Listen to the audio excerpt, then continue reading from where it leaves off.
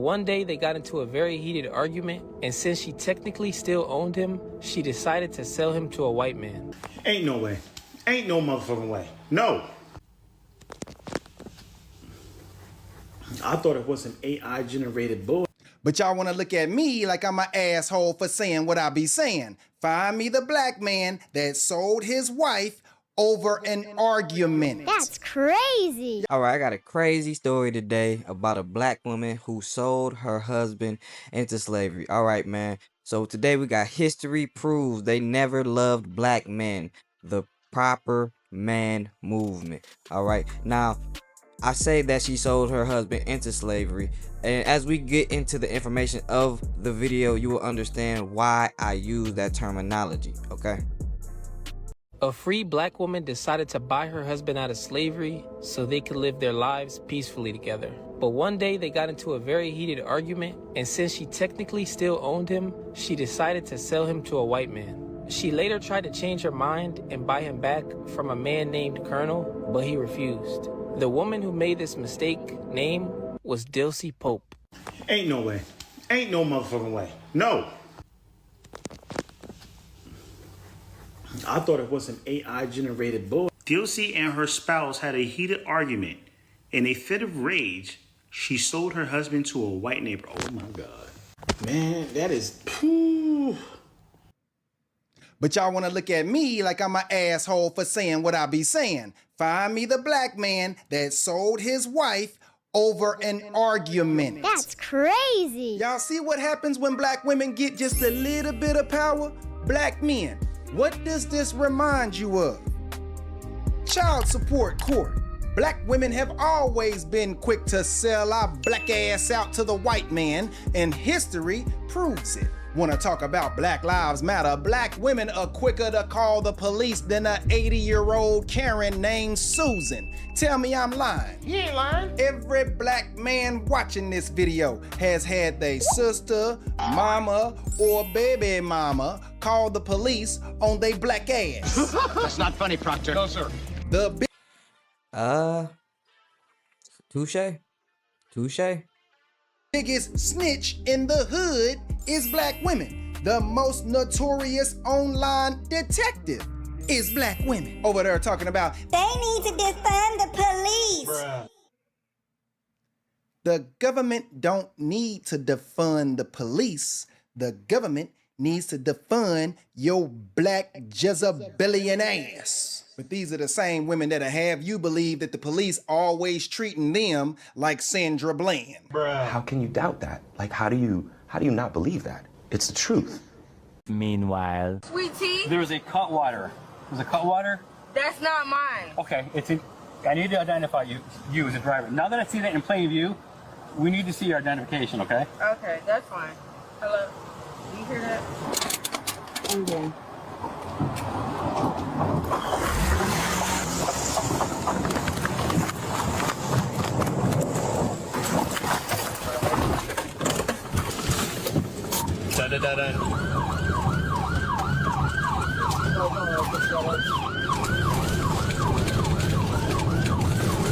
She cut through a cider right now, right in front of Alta Beauty.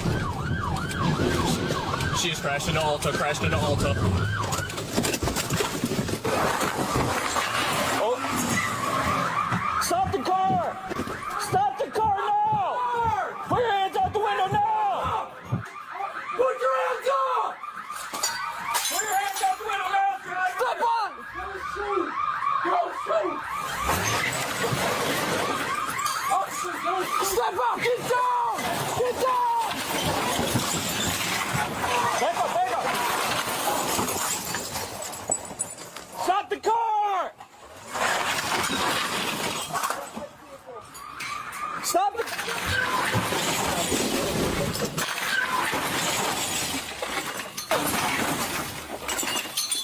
Radio, she just collided with 807. She's trying to move the car.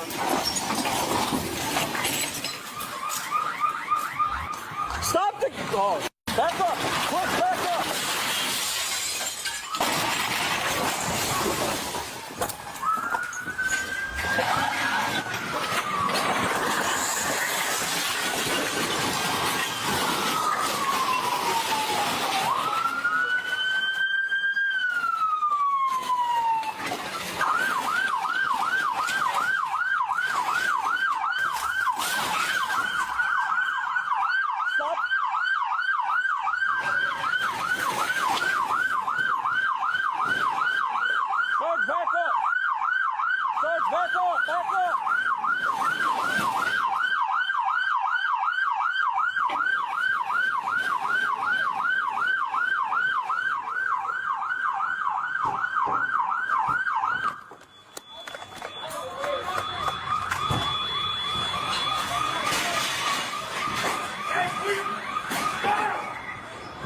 Out the door.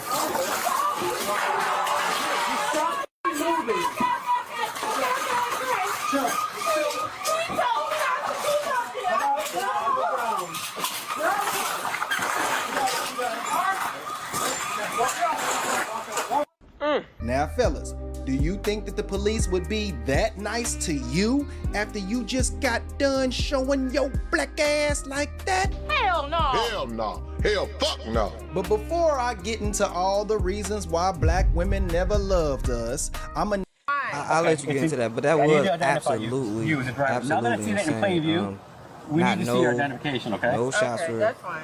let off. Do you hear that? You know, if that was a melanated man, I would believe that they would have shot that car up extremely a lot. Possibly, for sure. Not 100%, but probably like 95%. Alright, so man, let's get into this though, right? Let's get into Dilsey Pope, and let's understand what's really going on.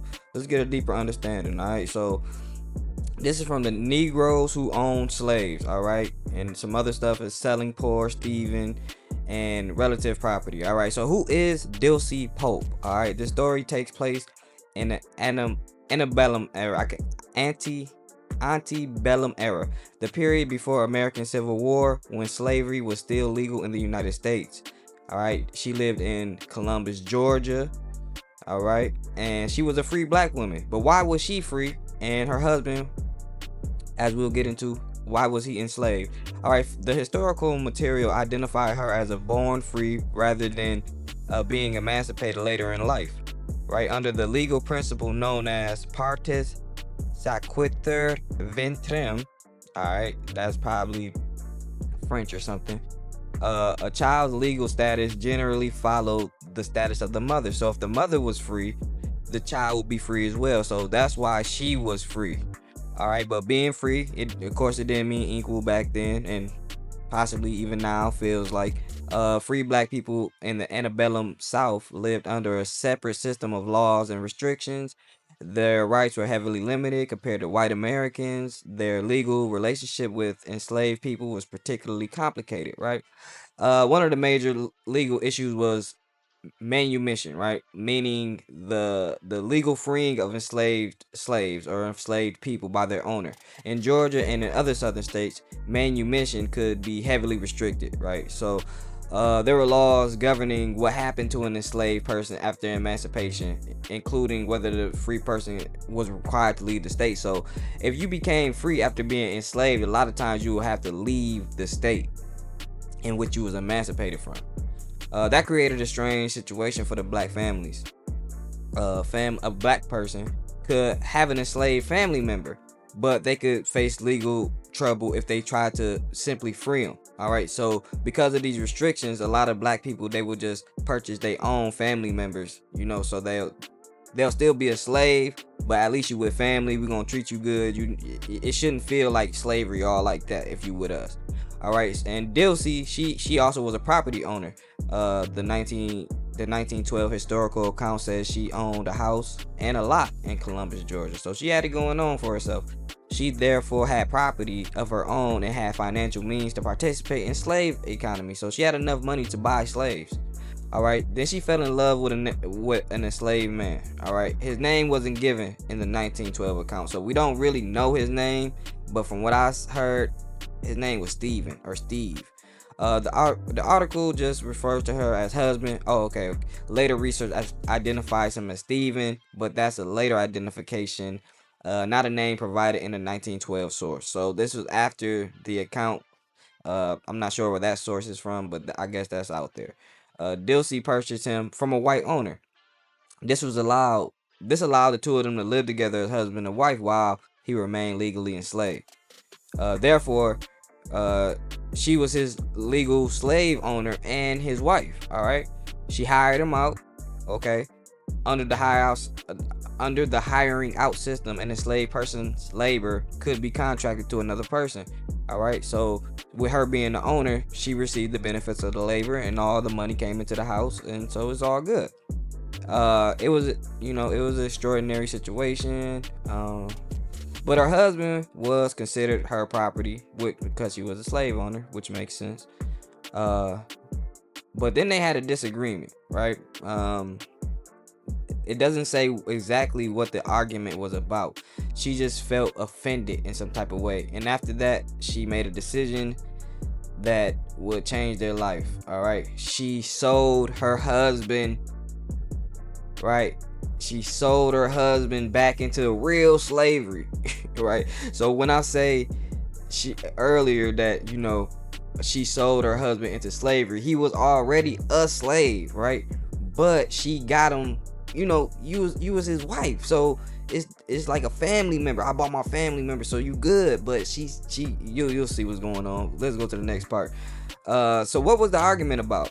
The 1912, it doesn't say. It only says the husband offended her in some way. The later retellings describe the heated argument.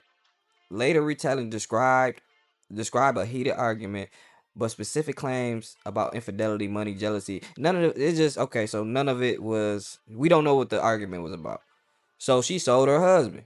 She sold her husband to a man named Colonel Seaborn Jones, a white slave owner. And what happened after this, right? So what happened when she sold the man? She regretted it. She tried to get her husband back, but you know, the white slave owner said, "Hey man, you sold him. He mine, and you can't get him back." So she couldn't reverse her decision. You know, his ownership got transferred to Seaborn Jones, and even though they reconciled, right? They reconciled, but it didn't have, you know, they reconciled, but she couldn't get him back. All right. So what happened to Dilsey after this? This is many people don't know what happened to her after this, right? Surviving accounts don't establish whether she remarried, remained alone, or what she was emotionally like. Nothing. We don't know what happened, so we really don't know what happened to her after this. And there's another important mystery about her husband's name. Simply said husband. Stephen, his name maybe is Stephen. So that just comes from historical research and other retellings.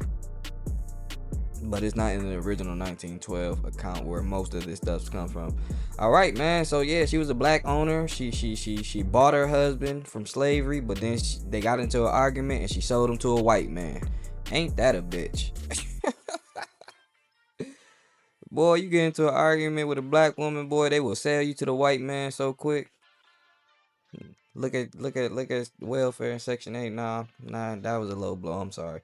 But yeah, man, that's it. You know, that is it. That is what happened. And all right, man, shout out to Georgia, shout out to Dilsey, shout out to Steven, shout out to everybody. But you know, the melanated captain, we shout out that melanated world the most. We are out.